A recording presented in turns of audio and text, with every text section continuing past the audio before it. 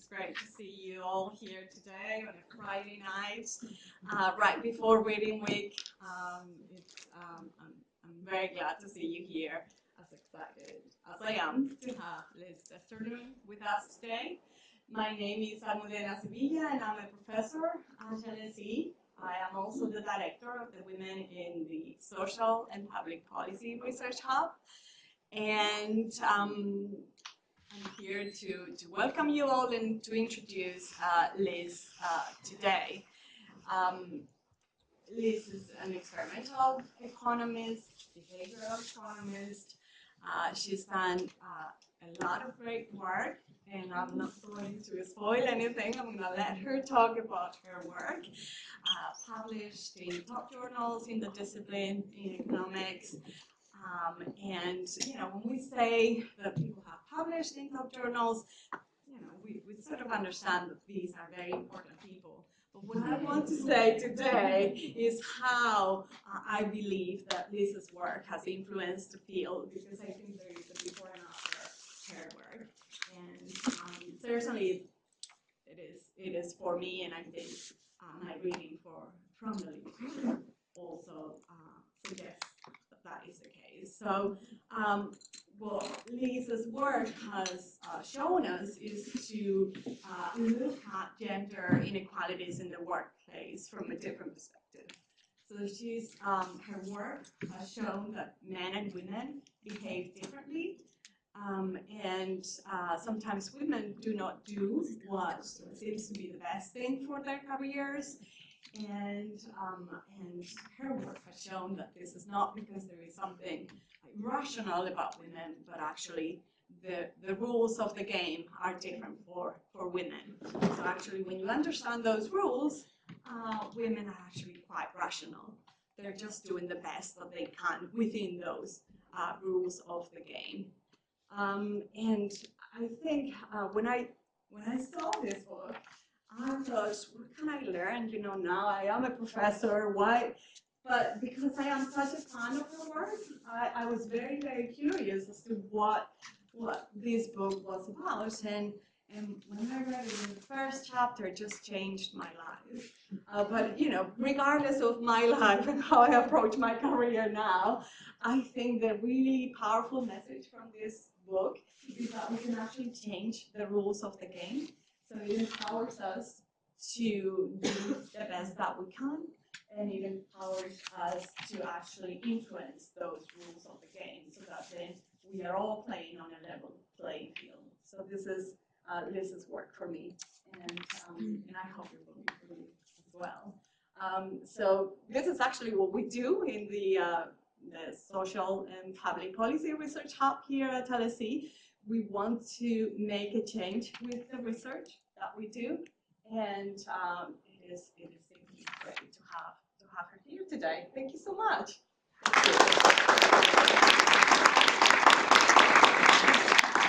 Thank you so much for coming out. I can tell you, if we had a talk on a Friday evening before reading period in Pittsburgh, there would be exactly no one here. So I'm very impressed that you have shown up at such a challenging time. I've been told just to talk very quickly about the research, and then there's going to be a discussion and some Q&A. So write your questions down, and then we'll take those during the Q&A. This work is the book is joined with Linda Backup, Brenda Peiser, and Lori Weingard. And about 13 years ago, we formed what we called a no club, because we felt like we were spending a lot of time on work that we got very little credit for. So we started to meet on a sort of not even monthly basis, almost every 3 weeks, to sort of talk about how we were spending time at work and what we, and interestingly enough, this speaker is not working now. This is not working either. Okay, so maybe this, okay. So what we quickly realized is that there's sort of, you know, when we think about this task that we have, there are some tasks that you get a lot of credibility for and you get a lot of recognition for, and then there are some other tasks that you get less recognition for. For us, we initially called these less promotable tasks or crappy tasks. We didn't really enjoy doing them, but it became very clear that these were tasks that were important to our organizations. So to come up with a more appropriate term, we decided to call them non-promotable tasks, or NPTs, because there were tasks that were really important to the organizations we were working for, even though we didn't enjoy doing them for in terms of our community. You might say, well, how do we know when a task is non-promotable? Of course, it depends on your occupation, your rank, the experience that you have, but good examples that sort of carry over to lots of professions are helping others with their work, organizing, coordinating work, doing what we might call office housework, administrative work, finding time for people to meet, taking notes, resolving conflict. The list goes on and on. In academia, we pretty much all know what the non-promotable work is. In academia, it ends up being service, working with undergraduates. The promotable work is, of course, doing research. So those are examples of non-promotable tasks. And you might say, well, what are sort of the characteristics that carry over across professions? And it tends to be tasks that are not instrumental to, or less instrumental to, organization's objective. If you're working in consulting, doing billable hours is highly promotable. Non-billable hours is less. It tends to be work that is less visible to others. People don't see you doing the numbers behind the scenes, making sure that everything adds up. And it tends to be work that doesn't require specialized skills. That's not to say that specialized skills can't play a role. It's just that being really, really good at organizing the holiday party doesn't really matter much. Okay, so those are the characteristics of the non-promotable task, and we certainly felt like we had a lion's share of these tasks ourselves. And the more we talked about it, it turns out that everybody pretty much feels like they have a lot of non-promotable tasks. Nobody really enjoys doing non-promotable tasks. So we thought it would be important to try to figure out who exactly is it who's doing non-promotable tasks. So we worked with a professional services firm, and the benefit of a professional services firm is that they keep track of how people spend their time for billable hours purposes. And what we found in the professional services firm, just as an example, was that women, right before they come up to be considered for partner, was that women in this organization were spending 200 more hours per year on non-promotable tasks than their male colleagues. The men instead were spending those 200 hours on promotable tasks. Now, needless to say, if you're spending a full month of work of time, full month of time on work that doesn't get any recognition, it's going to be very hard to get promoted. It carries over to academia as well, where women have been found to spend more time on non-promotable work, in the sense that they're spending more time on service. As you might expect, there is some intersectionality here as well, where faculty of color is spending even more time on the non-promotable work. It carries over to attorneys, where women are spending more time on pro bono work. It shows up for women supermarket clerks, where they're more likely to be positioned at the checkout counter because it seems like the right position, but then you don't get the experience of the store and can't get promoted. Shows up for engineers, it shows up for CSA agents, and it shows up for architects. So we've yet to find a profession where this does not show up. And I said, you know, there's certainly the intersectionality. We have some very disturbing data that we've been collecting over the past 6 years in a panel study in Norway. When these data came out, the book was well received throughout Europe and certainly in the UK. But in many places, it was seen as a little bit of an anthropological study. It's like, this is interesting, it happens only in the US. So luckily, we've been looking in Norway, one of our most gender equal societies, and it turns out that it also happens in Norway. And it happens really, really quickly. So within your first year of graduating with your MBA, women more than men are given administrative work. We now have data from a professional services firm, a very large one in Norway. And what we can see in the data is that within your first year of starting in the job, there's men and women are about 24 years old when they finish with their MBA. women are spending 4 percentage points less time on billable hours than men in year 1. Doesn't seem like a big deal. By year 4 and 5, we're looking at more than a 10 percentage point gap in the time that you're spending on billable hours. Needless to say, that's going to affect your career. So the gaps show up quickly, and they show up even in a gender equal society like Norway. So the onset is very fast. And why is that concerning? Well, it's concerning because we don't even have time to figure out what people are good at. It's not to say that everybody should be doing the same job, but we should certainly give them a chance to demonstrate what it is that they're good at.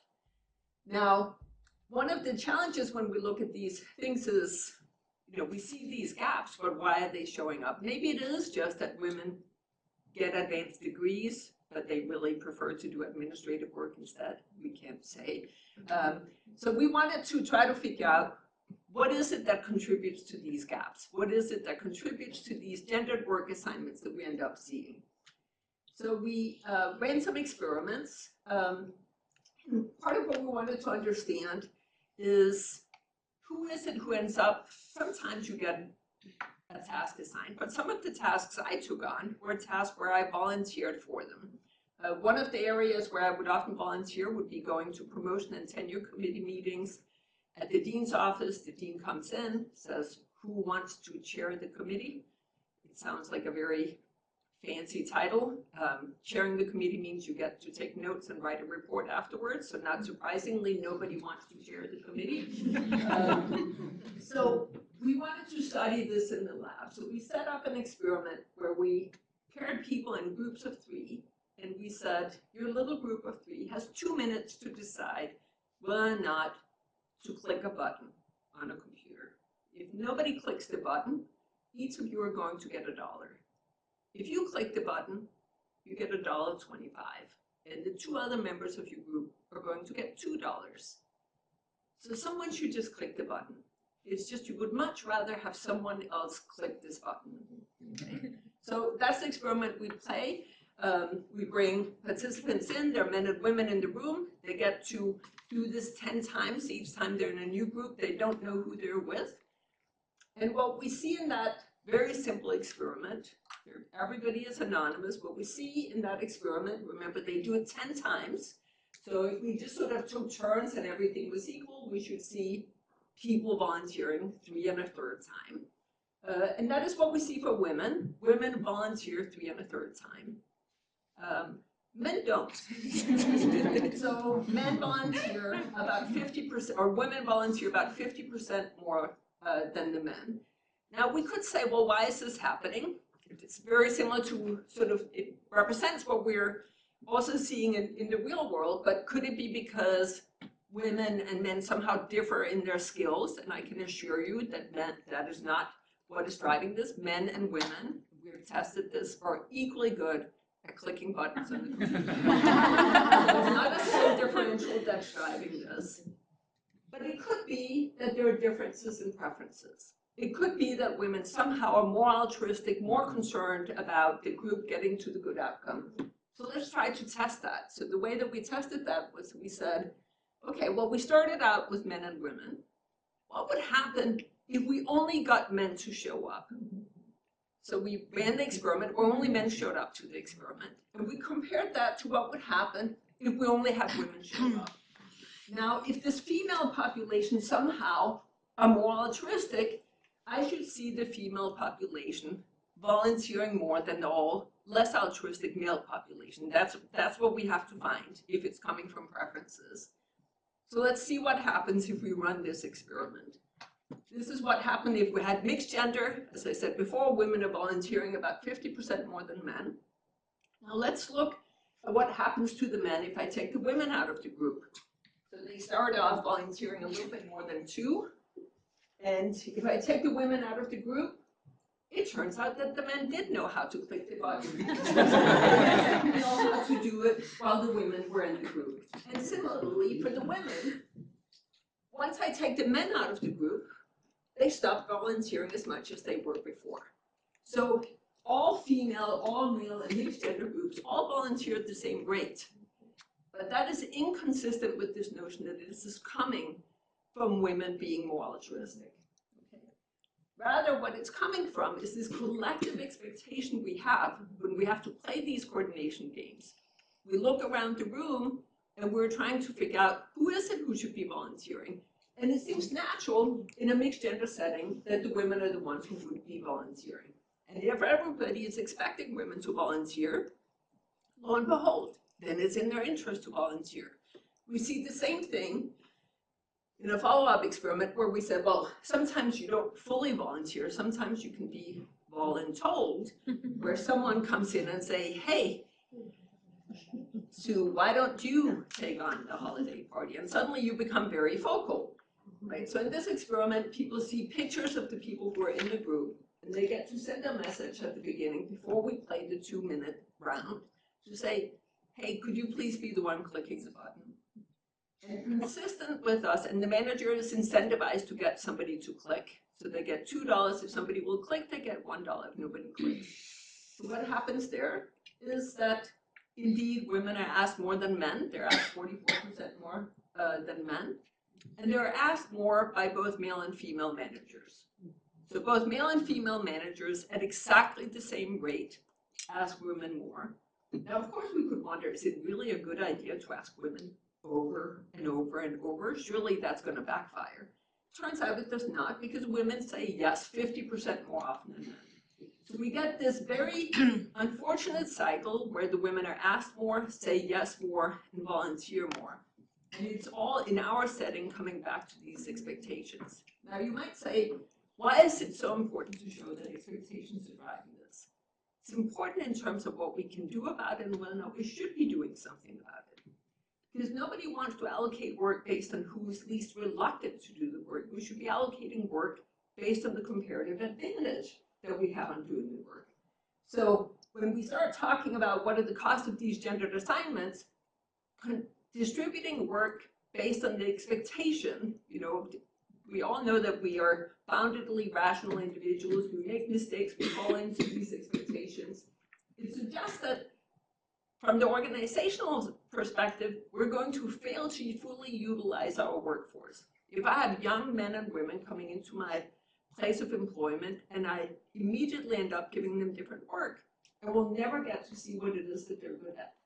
Similarly, I'm going to end up with a misalignment between the corporate and individual incentives. I had, if we don't recognize this work, there's a large return to not doing the work. I had an example at my own place of employment where I arrived to work one day, and we have a very large front lobby, and I arrived a little bit later than I normally do, and all the furniture was gone from the front lobby.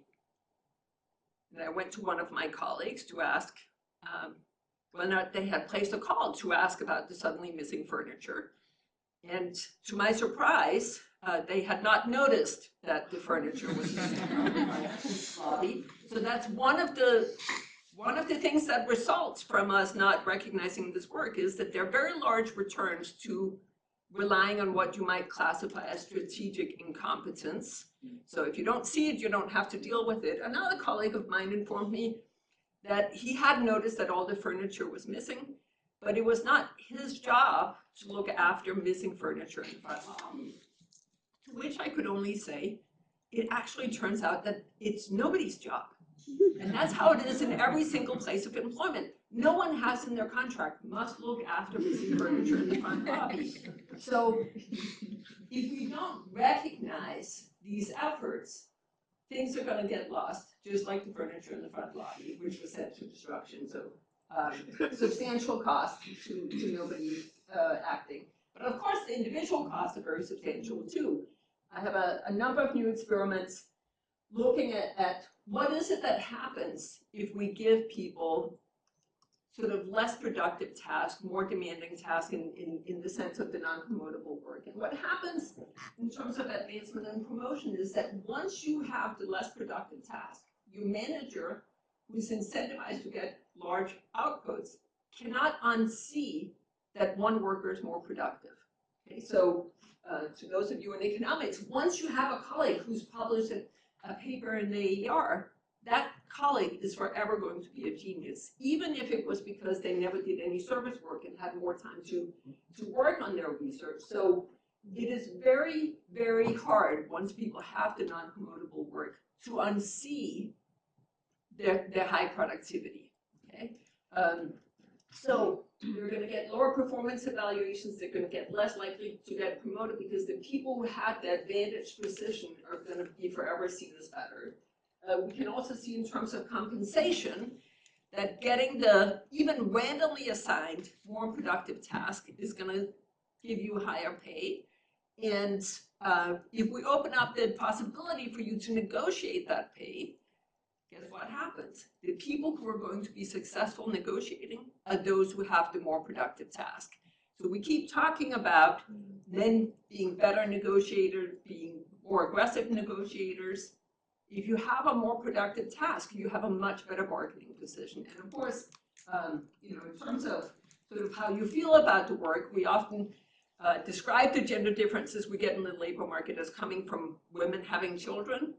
At some point, you could imagine these young MBAs who are coming in and suddenly finding themselves taking notes and doing other things, being less excited about staying in the labor market. So it could be a pushing out rather than a leaning out that causes this. So in terms of talking about solutions, the expectations are really, really key here, because in contrast to what many are saying, the solution is not just for women to say no.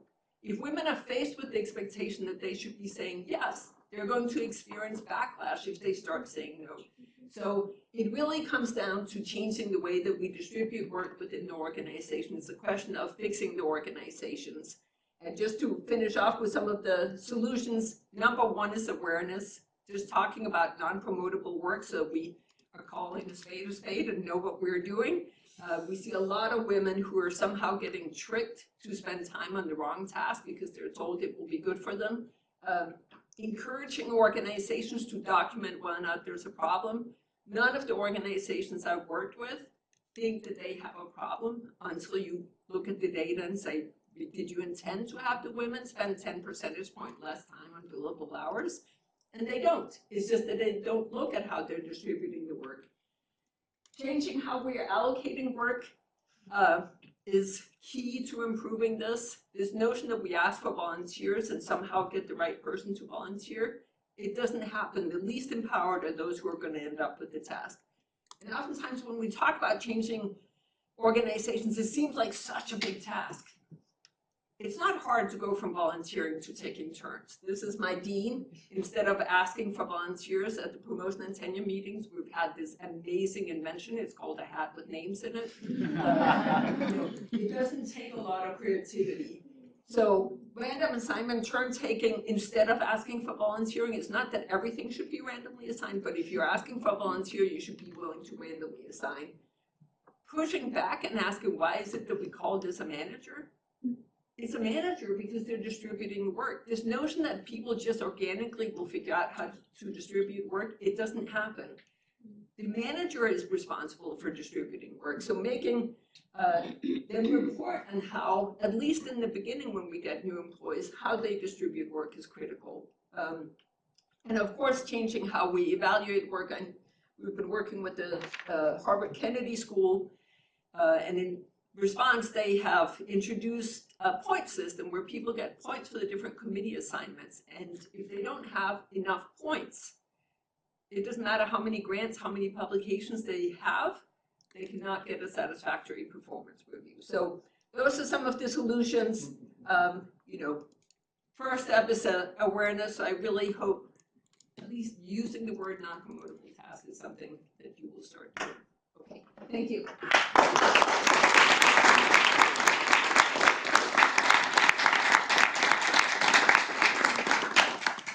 Thank you so much, Lise. It's been a great talk, and I've learned again a lot. Now we're going to have Margaux Suteau, who's a fellow at the Social Policy Department, to talk about her perceptions and her reflections on the book, and then we'll open the floor for questions.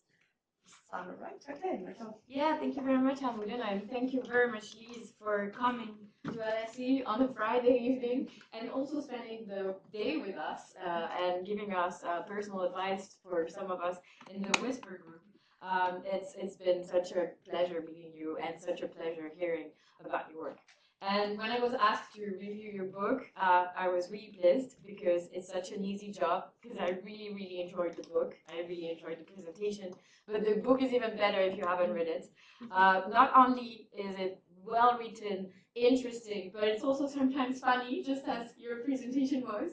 And it's particularly useful. And it's useful for everyone, just as you said that non-promotable task was an issue everywhere. Well, the book is useful for everyone. And as a junior researcher, I found that particularly important and interesting to read this book because it provides this practical guidance, including all of those relatable personal anecdotes that you've put in the book that can resonate for those who are just starting out their career, and helping us setting boundaries and defining what is non-promotable task and what's promotable, finding mentors that have this understanding and can help us reach our goals.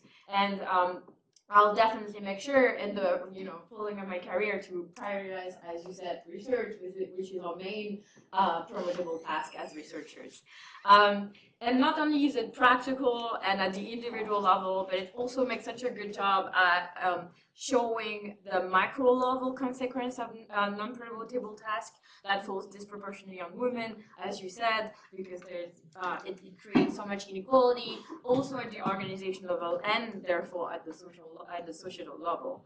And finally, I thought the book was such an amazing piece of work because it is a great example of how very good research and evidence-based research can be combined with personal stories and practical exercise to make such an impact and be both accessible and actionable for, again, everyone, and especially women and empowering women. So again, thank you for starting this club, writing this book, and coming to LSE. To maybe start the discussion, I have a few points. The first one, we already kind of talked about it this afternoon, but I thought that maybe people in the room would benefit from this discussion. So with Almudena and two colleagues from Bocconi, Paula Profeta and Karin Colli from University of Barcelona, we are working right now on sexism in the workplace and sexual harassment. And what I thought was striking in the book is how much the effect of non-promotable task in the long term, such as higher turnover, lower pace, lower investments, even mental health issue, can be related to the effect of sexism. And so I was wondering if you also see the bridge between the two issues. And in our work, we also find that beliefs about women, the role of women, stereotypes about women, is so important to explain the sexual harassment and sexism in the workplace. And and you've already done it in your presentation a bit, whether you can also draw that link with non-promotable task. And finally, about that part, we've been discussing for our work on sexism and sexual harassment to consulting companies that are not offering auditing and special trainings around sexism in the workplace. And have you had this experience also with those companies creating special trainings for non-promotable tasks? And should it be something that they start doing to have special auditing about those, or should it come only from the company itself? The second point I found so interesting in the book, and that is talked about a little bit, is how we can, some of those advice and seem to be applicable beyond the workplace and more broadly to things that women do more and that can affect them in many ways, such as care work in general. Do you see this link as well? And do you think that some of the advice and some of the conclusion of the book can be applied to other settings, such as the family, where traditional gender roles also prevails? And maybe on a long-term positive perspective, maybe. Do you think that, so we see that in the workplace, our research on sexual harassment and sexism shows that there is a growing preference to work with women more than men. And educational statistics show that women are not outperforming men in the long term. So do you think that, and have you been maybe seeing this in companies that you've been working with, that when NTPs are actually shifting into PTs, making them made more visible and recognized, women actually have an edge because, as you said, they are asked more to do that. They might enjoy it more, again, because of stereotypes, not necessarily because of ability, and could, again, on the long term, help making those NTP, MPT, PT bridge the gap at a faster pace than what we can. So that was all for me. Again, such a great presentation, such a great work, and thank you very much for being here and talking to us. Thank you.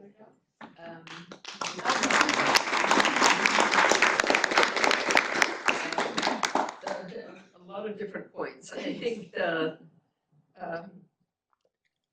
commonality with sexual harassment is that sexual harassment is costly to the organization. It's clear to everybody that people can't perform it. They have to pay a higher cost when they're performing. I think the additional MPT load is an example of that. In contrast, I think we've all recognized that sexual harassment is bad. I've yet to meet a company where they said we want more sexual harassment. So in contrast to the sort of gendered work role, we know that sexual harassment is bad. We have a lot of rules against sexual harassment. The extent to which they're enforced varies somewhat, and it obviously varies with the perceptions that we have of men and women. I think what's different about non-promotable tasks is it's not something that we've paid attention to. We've not paid attention to how we distribute work. You know, every year for Women's International Day, you know, we get the wage statistics to come out, and we're always like, oh my goodness, look, there's a wage gap. Oh my goodness, look, there's a gap in promotion.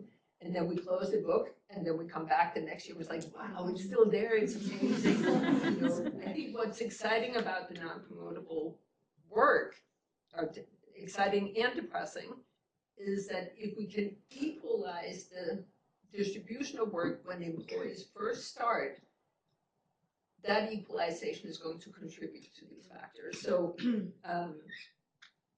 I would hope that we start adopting rules on how we distribute work to the same extent that we've done it on sexual harassment. So I can definitely see a link in the sense that it's costly for women in both cases.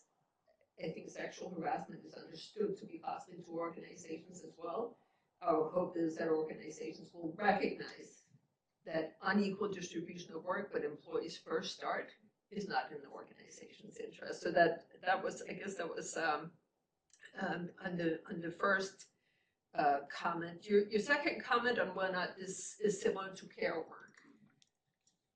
I think, you know, there's sort of like, where is this coming from? And I definitely think the way we've been raised and we're seeing how we distribute work in the home, it translates into the expectations that we see in the workplace. But there's no justification for them in the workplace. So I think the insights that we are providing in the book can translate to care work, but we really, the problem is once you go into the household, it becomes much harder to say how work should be distributed. You know, my husband likes to mow the lawn. I don't know what I like to do, but I do some things too. But there are distributions of work within the household. And as economists, I'm not sure I can say so much about it. In the workplace, I can definitely say something about it. I know that if I hire two people with the same educational background in the same organization at the same level, that then it is in my interest to make sure that that work is distributed equally. So there are definitely parallels, and I think the care work translates and affects our expectations. I think what is important about the non-promotable work is that there's absolutely no justification for why we would give people of color and, you know, other minorities different work assignments just because the work seems right to them when they arrive. I mean, what has been intriguing about talking to companies is that they sort of, you know, at first they're excited until they realize they have a problem, but then they also understand the legal responsibility that they have if they uncover that they from day one are giving employees different work.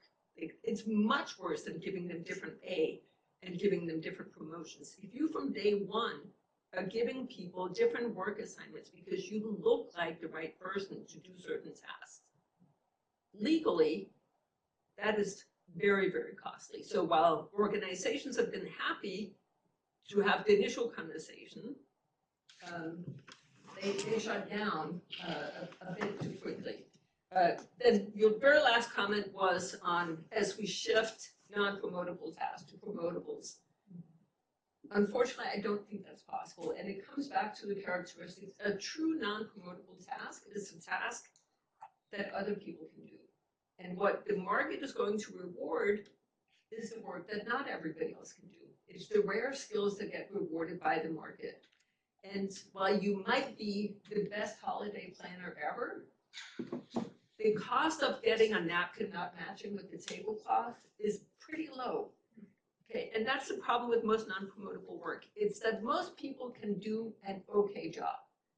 So there are just tasks that, well, maybe they're not non-promotable, but they're less promotable than other tasks. And if you have a task that's less promotable than other work, is going to be non-promotable. So I don't think that the solution is not to think that we somehow can create an alternative path where non-promotable work becomes promotable. The solution is to equalize the distribution so that people can demonstrate their skills. Thank you very much. Okay, so I think we're ready for questions and answers. Just can you get the mic and so please raise your hand. Thank you so much for this very interesting presentation. Definitely, I was not aware of many of the points. And exactly based on that, like in this lack of awareness among men, and then I look at the audience here and then I see clearly female dominated. Sometimes I feel that this conversation never transcends the gender. So it feels like this is something that women want and men, we are not there to listen. So how we break that or how we bridge that barrier? So that's an excellent question. And I've been thinking a lot about that. So initially, when we wrote the book, we were very determined to go with a publisher who was willing to talk about the returns to organizations, with the thought that, of course, organizations are going to recognize that they're leaving money on the table and they're going to change things. At the end of the day, organizations are somewhat excited, but not as excited as we thought. And I think the change in how we distribute this work will have to come from the people who are affected by it. And, you know, it's easy to sort of say, oh, we should get a bunch of men to sit on the EDI committees. But if they're not interested in being on the EDI committee, what we have to, as institutions, if we care about these things, then we have to make sure that the EDI committees have a way of presenting data to administrations so that they put in place rules and institutions that help us. You know, I think what's important when we talk about these gendered norms is to recognize that we're boundedly rational individuals. We make lots of mistakes. And if I go to somebody and say, you're a present biased individual, you should stop being present biased, that person doesn't stop being present biased. Now, if we look at gender norms, it's not just one individual who has to stop being gender biased, it's the entire collective that has to stop. So just sending people through EDI training and telling them, you should stop being this way, does not work. The only way it works is if we put in place guardrails so that we don't make the same mistake over and over. So you can't get a collective norm and expectation to move just by telling people to stop. So documenting these differences, talking to an administration and making clear what are the guardrails we need, and then putting them in place so we don't keep falling over the cliff. Right? So I think men are not going to show up to EDI unless you're interested in it, and we greatly appreciate you being here. But I think at the end of the day, those who are most affected by it are the ones who are going to have to demand change. And the way you demand change is to present data and show that change is warranted. And the way to get the change is not to get people to spend 3 hours in front of an EDI video, but rather to put rules in place so that we distribute work in a more fair way, that we document the differences, keep track of things. It's not going to get fixed just by us saying that things should get fixed. So we have 2 more questions over there. Should I just speak? Oh, sorry. And then.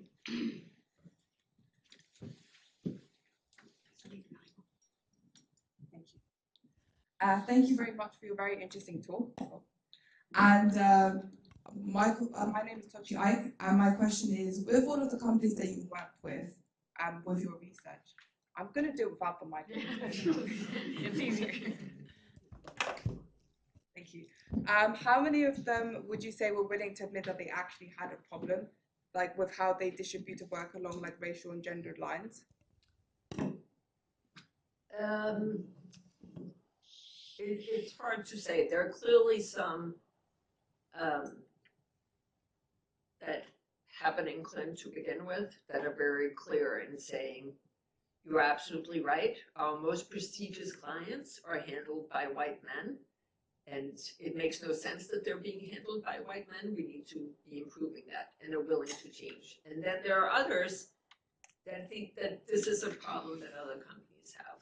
I mean, there have been companies that we have worked with that have shut down after we documented the difference. There are other companies that have been, that are talking about doing RCTs with us. There are other companies, including large federal organizations, that have invited me out to give a very large talk, and the day before gotten cold feet and asked me to talk about women not negotiating instead. So it's all over the place. It is an issue that makes some companies excited and other companies really worried, because what is going to happen if you suddenly start getting pushback on who's taking on this work? And if you're not ready to handle that, it can be a very large disruption in your company.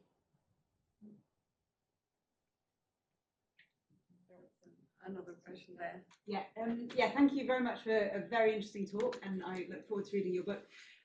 Everything you said really resonated with me, and I've been in the workplace now for about, over 15 years.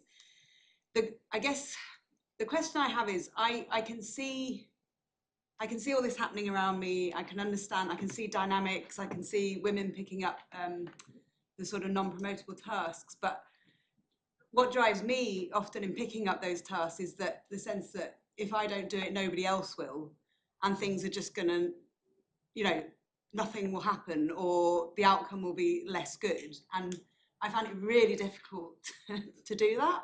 I don't know if you have any tips for how to do that. And I work for a sort of quite a small organisation, so it genuinely is the case that if I don't do certain things, they won't happen. But I'm very uncomfortable with pushing back, or just saying I can't do it.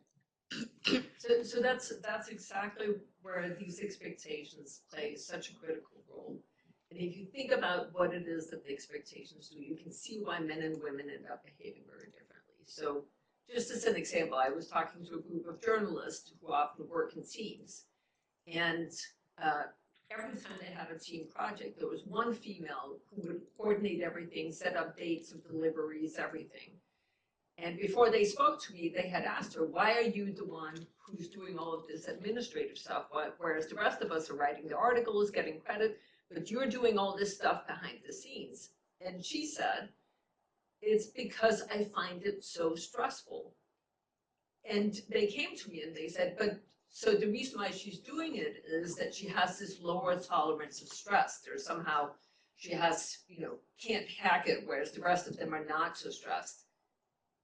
But her world was a very stressful one, because it was one in which the task would not get completed. Their world was very relaxed because she was always completing it. So when we look at this scenario, if I talk to my own husband, very disturbingly, I asked him whether or not he took on these non-promotable tasks at work. And he said, No, I don't, because I really don't like them. And they said, but who's doing them? Well, somebody else always volunteers. So if you know that somebody else is going to volunteer, it becomes very easy to say no. The reason why you end up saying yes is not that you love to do the work. It's because you don't like the outcome where it doesn't get done. So that's precisely why it's not up to the individual woman to sort of come in and say, I'm not going to do the work. It has to be a collective decision within the organization to say, if we want this work to get done, we need to figure out how to distribute it in a more equitable and intentional way than what we're currently doing. So it is very hard to define these tasks. We have a lot of guidance in the book for trying to do it a little bit better. So, you know, you can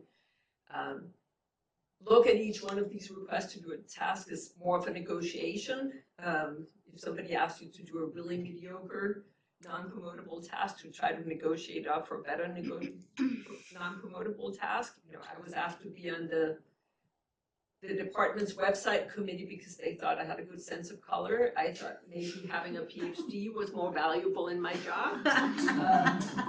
So I asked to be on the recruiting committee instead. So, you know, negotiating for better tasks, or if you get assigned a non-promotable task, trying to offload an even worse task. So looking at each one of these requests as a negotiation. So you don't want to be a naysayer because everybody is expecting something else from you. But you can talk about how you can contribute more to the organization. It's like, I would love to do the website and the colors, but I'm thinking I have more to offer in a different committee. So the book has lots of advice. Can I share an observation first and then ask a question? Is that right? So first, thank you hugely for the talk. I thought that was fascinating. And I'm not a student, I'm a government economist, but I was recommended by 2 different people to come to the talk, and I'm very glad that I did. Having read the summary of the talk, actually, I was at a work social, a reunion, which I was really delighted had been organised. And we were just talking about who was going to organise the next one, and I was just about to volunteer when I realised that it was a woman who had organised the first one. And I said, oh, I'm going to this talk. I've heard that there's research finding that women are more likely to volunteer and disproportionately do social tasks. I wonder if any of the men here would be interested to organise the next one, which now I've seen your talk, I realise that's an example of awareness raising, which you've referenced. I also noticed that one of the men immediately vanished. Awkward silence. And then one of the other men did indeed offer to organise the next one, which was great. So I guess for me, that was already immediately a sort of learning around the point about that point. One other thing that struck me watching the talk is, I guess, in the civil service, what's promotable and not promotable may be a little bit different from some of these examples. I also used to be in the private sector, where billable hours versus corporate work was much more, definitely resonated, do the billable hours. But in the public sector, actually these things of organising, coordinating and things, actually very valued.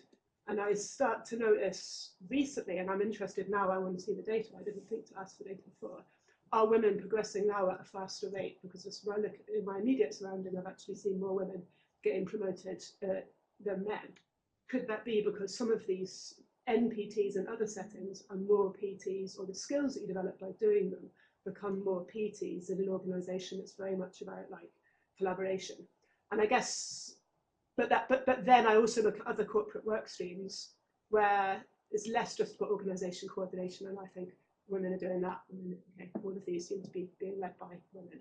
And so I guess a question coming out of all of this sort of long ramble is, to what extent have you mentioned federal agencies, so I'd be interested to hear about the research that you've done on public sector organisations, and the extent to which there's difference in the findings, and I guess what are the killer NPTs that we should be looking out for in that context? So the data that we have from the government sector is just as depressing as what we have from the private sector, so it would be very interesting to get data from the scenarios that you're talking about. And I think one of the challenges when we move into the public sector is whether or not the skill sets of the men and women who are there are all equal. You know, in any organization we look at, we want to make sure that we're looking at people who have the same skills. And I do think that there's representation of very highly skilled women in the government sector that may explain the potentially higher promotion rates. I haven't seen that in the US data, but certainly the data that is there from the government sector now, I haven't done it myself, but the studies that are out there suggest that it's a problem there as well. You know, there are lots of things that happen behind the scenes. Like, are you training the interns? Are you recruiting the interns? Are you a mentor? Are you resolving conflicts? Even in the government sector, those are not hours that somebody's going to go and promote you for. But there's no doubt that the non-promotable work varies depending on the sector that you're in and the rank that you're at. You know, oftentimes a task that is promotable when you first start out ends up being non-promotable as you progress through the organization, and somehow you end up holding on to it just because you did such a good job. So it changes as you go through. In academia, service work is always non-promotable, independent of where you are. So.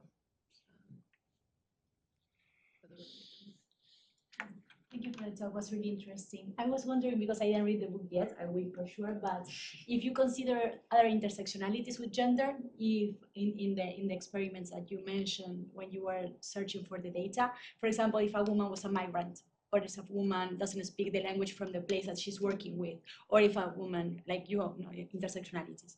So in the experiments, we can't look at that because we're just not well-powered enough to do it, and especially because you don't know who you were paired with. So it's not possible to look at that. So the only results we have on intersectionality is from the data. So we don't, and that's where it's a little bit harder to understand the dynamics. You know, one of the big things that happen in academia is this cultural taxation that we have. So we have this sense that we can have, you know, 25% of faculty be female, but have equal representation on committees.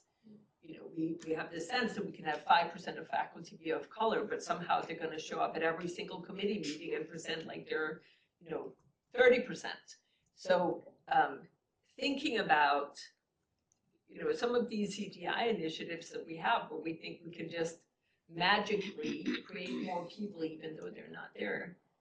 You know, we work very hard to recruit. I understand that to the LSE, it's about 50-50 male and female faculty that first get hired, which is extraordinary. That is very unusual. You do not see that in the US. But then quickly people start dropping off, right? So when you look at later committees and you think you can have equal representation, people are not going to be able to succeed if they have more of this non-promotable work. They're not going to be able to do the research, get the grants that are needed for the promotion. So I don't know enough about the intersectionality in terms of being, it really comes down to the collective expectations we have of someone. But it would be very surprising, given what we see on race, that it doesn't carry over to many other minority groups. The less empowered you are, the less able you are to decline this work. And you know, we have this sense that if somebody says no and we expect it, so there's this very nice study by Heilman and Chen that shows that if you expect a yes and get a no, you respond very negatively to women, whereas men who say no, you're already expecting a no, so you don't have a negative response. Similarly, if we look at people of color, immigrants, if we expect a yes and we get a no, we respond very negatively. So I would be surprised if we don't get the same.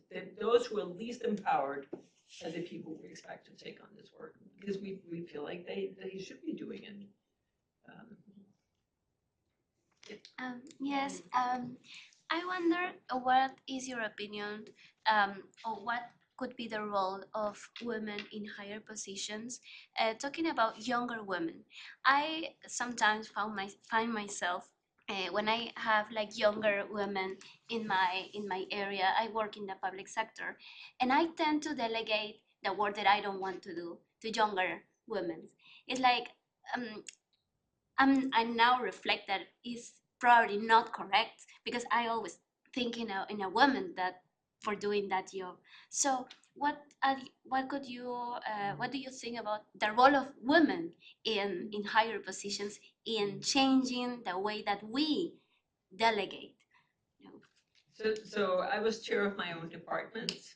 I was very good at delegating work to people who would take on the work and do a good job, which regrettably meant that I delegated it to women. And, you know, that's exactly where this is an unconscious bias. You know, everybody is rushed. We want to get our work done. So who are you going to give it to? You're going to give it to the people who say yes. And unless you become aware of how you're distributing this work, I started having a list of the people who somehow never had any work to do, never had any non-promotables. And when I would get a request for something that needed to be done, I would look at my list, because I knew if I didn't look at that list, I would go to the people who would always say, of course, I'm happy to and do a good job. So it's part of just changing the mindset that you have to say, I know what mistake I'm going to be doing if I need to get something done quickly. I'm going to ask somebody that I can rely on doing a good job, and just write your list down of the people who somehow never get that job. And you know, I think the problem is also we have a tendency to, when we have to distribute work, to only think about absolute advantage.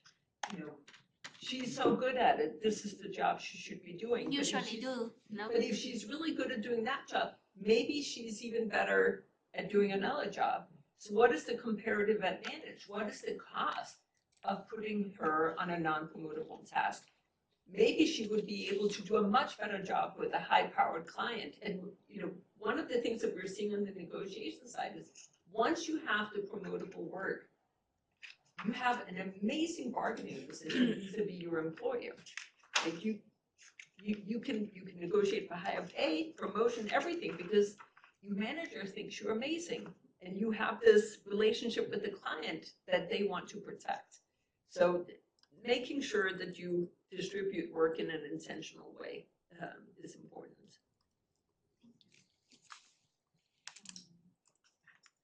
Hi. I have two questions. One is, do you have any advice for people, well, women who are in all-female teams, and then are they just, everyone's as likely as each other to volunteer for activities, or do they have to balance that being a team player? And then the other question is, do you approach organizations or do they approach you? So the all-female teams, there will always be somebody who shirks. It doesn't matter where you are. There will always be people. You know, when we talk about not doing non-promotable tasks, if you never do any non-promotable tasks, you will be sure to get fired. So it's you know, people understand that. They understand that they have to be a team player sometimes, but it's okay to only do it sometimes. So any team that you're in, making sure that it's not that everybody should be doing the same work, but at least we should be doing the same work until we figure out who's good at what.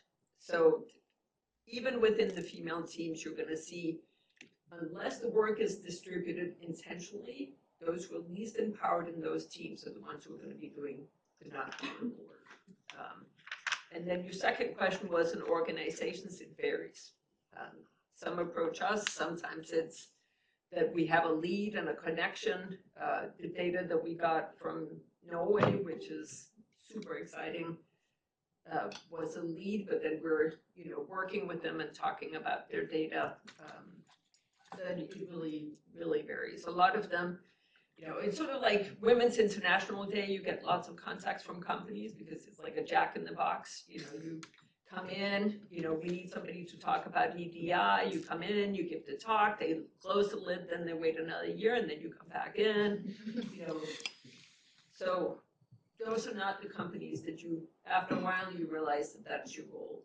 We push the button, here she goes. If I don't do it, somebody else is going to do it, and then we wait until the following year. What we're really eager to do is to work with companies who are willing to make the changes so that we can document the effectiveness of doing it.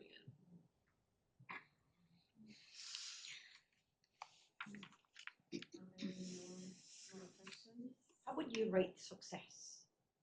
So these are good when we need to work with the company to do this job and document success. So obviously for a company would be in terms of revenue, or promotion of women. How would you measure that? Well, so you know, some things take a longer time. When we wrote the book, we were asked, what is success in terms of writing the book? My sense of success in writing the book was that we would introduce the term non-promotable tasks. Because if we call it what it is, it becomes much, this awareness, you know, when you're sitting in a meeting and you once again say, hey, Sue, this doesn't feel right if everybody knows what we're doing. Like, we can convince ourselves that it's okay if we don't call it non-promotable, but suddenly, why doesn't Sue once again take on the non-promotable task? Suddenly it just gives this feeling like, what the heck are we doing? You know, at my own institution, they had, just from their awareness. So I think awareness is a really, using the word awareness. There was a committee that was pulled together at the university level where all the representatives from the sciences showed up, and they were female. And the dean said, this is not an acceptable committee. I want to see a representative set of people coming. It cannot be that physics and math and, you know, chemistry are all sending over women when there are no women in these fields. Right? So the awareness really goes a long way. Now, in terms of measuring success, saying, oh, we need to see revenue go up, we need to see profit. I mean, I will be dead by then. Maybe not, but hopefully not. But those take a long time. But at least seeing institutions being put in place where we keep track of how we distribute the work. These are, I mean, it's obvious that we should try to equalize the distribution of work in the first 2 years. Like, so that to me is success. You know, will we see 5 years later that it actually really paid off? Hopefully, but it's hard for me to imagine that any organization is going to say, no, we want to start by not giving them the same opportunities. Right? So seeing changes in how we distribute work in the first 1 to 2 years of an employee's life, I see that as a very successful outcome. I ask a question.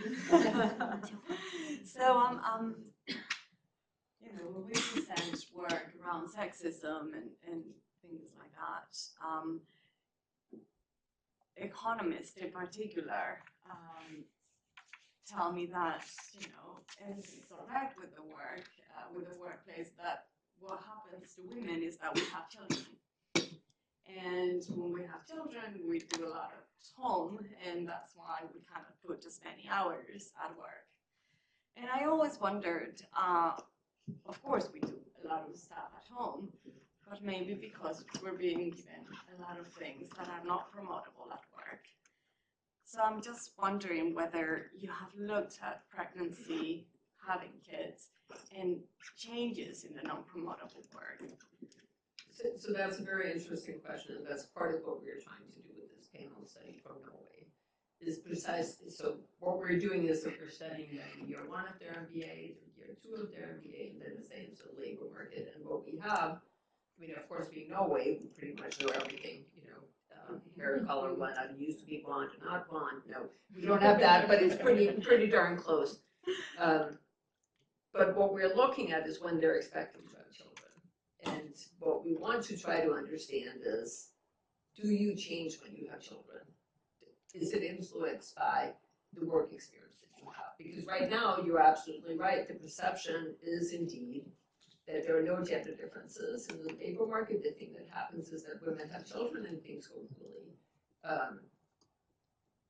Our hope is that we can study that more closely. I mean, certainly what we can see is that there are differences in the work that people are given, and it's hard to imagine that that doesn't influence many other things. Yeah, and you talk about non-promotable tasks, but some work that we have done has shown also that women are given a lot of different projects with very high costs, fixed costs at the beginning, whereas men are given the bigger projects with a big fixed cost, but it's only one project, right?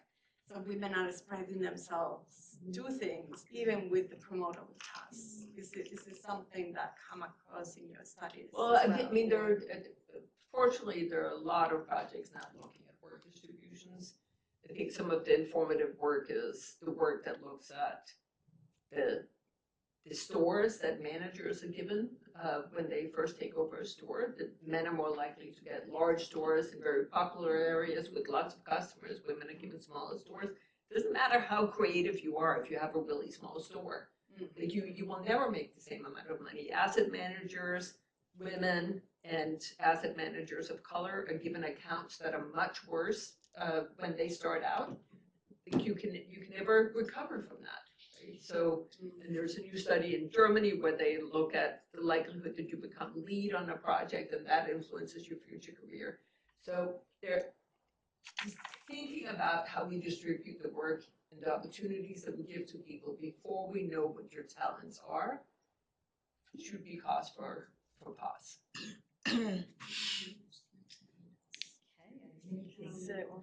Oh my God, okay, I'm sorry, I didn't realize. Thank you so much, everyone. I think that was a very good ending note for the talk, and I hope that we can all take the lessons from today and implement them on our day-to-day life and hopefully change the world and organizations. Thank you so much, and thank you.